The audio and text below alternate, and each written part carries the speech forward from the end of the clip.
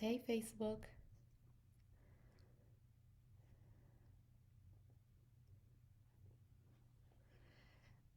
Hey, y'all. Happy Friday. Thank you all for joining me on Friday. So, I will give people an opportunity to join and come in.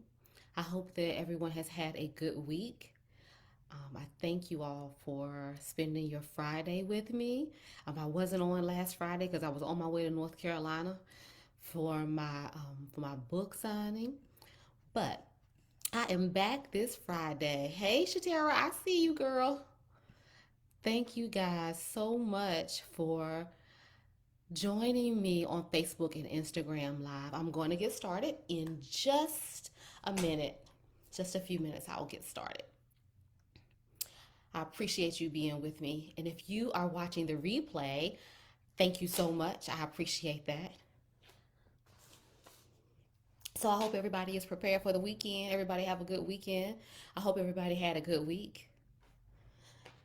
All right, you guys. So I am going to get started. I have something good for you all tonight. At least I think it's something good. So, for those of you who do not know me, I am Jennifer J. Dove. I am also known as the authority on authenticity. I am a speaker, I am an authenticity coach, and I am author of the book Ready for More, A Woman's Guide to Becoming Fearlessly Authentic. And what I do is I teach high achieving women how to amplify their confidence, how to clarify and pursue their passions, and how to showcase their power so they can elevate their lives, both personally and professionally. So, the women that I work with are successful women. They have already established a level of success. They are high achieving, they are goal oriented, they are well connected, and they are game changers. And I know that many of you looking at this video can relate because you are the same way. And I also know that many of the women that I work with, as well as many of you, have a desire for more in your lives. But it's just something, some reason, something is keeping you from getting there. And why could that be? I mean, it could be a lot of reasons. Why is it that so many high achieving people can't get past a certain level of success? So they can get to like the primary level, they can get to general success. But when they try to go a step further, they can't do it. So it could be a number of reasons. It could be fear of change, it could be a lack of clarity. A lot of times when you have too many priorities and everything is a priority, you're not clear on what you need to be doing. It could be a lack of confidence. Sometimes you thought you had what it took to get to where you are, but now you don't know if you have what it takes to get to the next level. So those are all valid reasons that's keeping you from going to the next level. Or it could be just some simple habits that you need to change, some simple traits that you need to change. And that is what I'm going to discuss with you today. 3 traits to toss to take control of your life. So, what I'm going to talk to you about are 3 very simple things that you may not even realize that you are doing. But once you recognize and replace these traits I'm going to talk to you about, you might be able to gain the control necessary in your life to go to the next level. So these are 3 very simple things. The first trait that I'm going to talk to you about, number one, is weakness. Now, I know I'm saying weakness, and you're like, what? Weakness, Jennifer? So I am not speaking of physical strength here. I'm not talking about, I can't go to the gym and bench 200 pounds. I am speaking of weakness in mind, particularly weakness when dealing with other people. Taking a weak approach to how you interact with others. Weakness can include kowtowing to people or bowing down to people rather than standing up for yourself and setting boundaries for how you desire to be treated. Now, what I am speaking of here is of people who are often looked at as being strong with most people or with a lot of people, but they show signs of weakness when dealing with a few particular people. Have you ever experienced that or seen anyone like that? Or have you ever been like that where you look at someone and say, you know what? When they dealing with everybody else, they seem to could stand their ground and everything is cool. But when they're dealing with these couple of people, they seem to bow down, seem to be weak when dealing with them. What is going on with that? So I can hear you saying, Jennifer, people can't help it if they are weak. But I am here to tell you that they can help it and they can change it. And if weakness is a trait that you exhibit with just maybe a few people, you can change it. So I talked about how sometimes people are just weak with certain people. So why is it? It is often out of fear or even admiration for the most important people in their lives.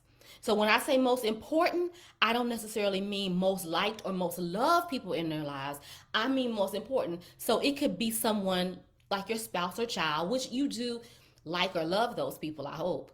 But it could also be someone like your boss. So you can't take control of your life if you exhibit weakness to the most important people in your circle. So that weakness, if you have the trait of weakness in some of your relationships where you bow down, where you tend to be the weaker person, that weakness needs to be replaced with something else. Something that is often confused with weakness, but it is very different. That trait that you need to replace weakness is kindness. Now, kindness is where it's at. A lot of people say, oh, you're being too kind. People tell me all the time, Jennifer, you're being too kind. If I were you, I wouldn't say this. I wouldn't say it. I wouldn't do that. You're being too kind. But kindness is the quality of being friendly, generous, and considerate. Being kind is actually what allows you to gain control. Have you ever been in a situation where someone wasn't so kind to you, where they were mean, where they were rude out of the blue, but you were kind to them anyway? Do you have the self-control to do that, to recognize that everybody is dealing with stuff? You don't know what's going on with people. You don't know why they're lashing out at you. It probably has absolutely nothing to do with you. But if you counteract that with kindness, you might not see an immediate result, but I promise you that it will have an impact. It will make an impact. So when you want to be weak and you want to say, okay, whatever, I'll do whatever you say, be kind. You can be kind and still set boundaries. My friend Shatera is on. She is the boss of boundaries. She could tell you all about boundaries. You can be kind, but still set boundaries. So we're going to remember the first trait to toss to take control of your life is weakness. And you're going to replace weakness with kindness. So, the second trait that we're going to tackle, we're going to get rid of to take control of our lives is bullying. Now, let's just keep it all the way real. Nobody likes a bully. And I know you are saying, Jennifer, I am not a bully. Like, I can't even believe you said this is one of the traits. I would never be a bully to anybody. But I bet if you look back at your life, at one time or another, you exhibited the traits of a bully to get what you wanted. See, bullying does not necessarily mean that you're mean, right? You don't have to be mean to be a bully. Bullying is about coercing and intimidating other people to get what you want. So are you saying in your whole entire life, you have never tried to intimidate anybody to get what you want? Or try to coerce someone to get what you want? So, bullying may work up front in the beginning, but it usually never lasts.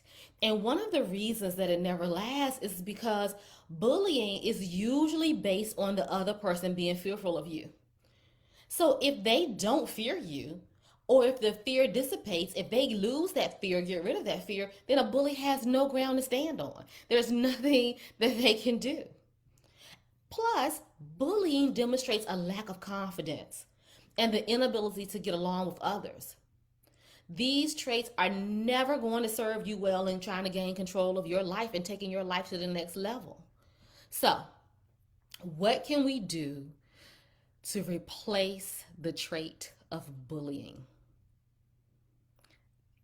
I'm here. I want you to consider that instead of bullying, you need to approach things with boldness. So let's talk about boldness. Being bold basically means that you have the confidence to ask for what you want and follow through to make it happen. Bullies, when you bully, you try to force others. But bold people speak up and ask for others' help and then create a vision for how they're going to accomplish their goals. So we're going to go from coercing people to speaking up and just saying, hey, I need your help with this, or I need you to look at this, or I want to do this, and I think that if you could do this, it would really help me. So we're going to change bullying to boldness. So that's number 2. Remember that. So already we have reached the final trait that we're going to toss to take control of our lives. Now, this third one is one that we all have dealt with in our lives. And that trait is laziness. Now, I know we have all had a lazy day, and there's nothing wrong with that. But I am not really even talking about physical laziness, the physical laying around, the physical not doing anything, even though if prolonged, that could be not good for you as well. But I am speaking about mental laziness. I am speaking of the lack of effort or the lack of caring. That's what I'm speaking about. Sometimes when we want better for ourselves and we work to get there, and then it seems like we don't have any success, we're not successful at it, then we just stop. We get discouraged, we get tired, we get lazy, and we allow our lives to slip into cruise control.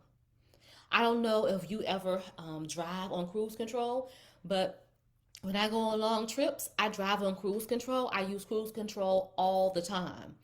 And when you set that speed and you don't have to worry about pressing the gas, especially when there is no traffic in front of you, you kind of zone out a little bit because the car is handling it and it's in cruise control.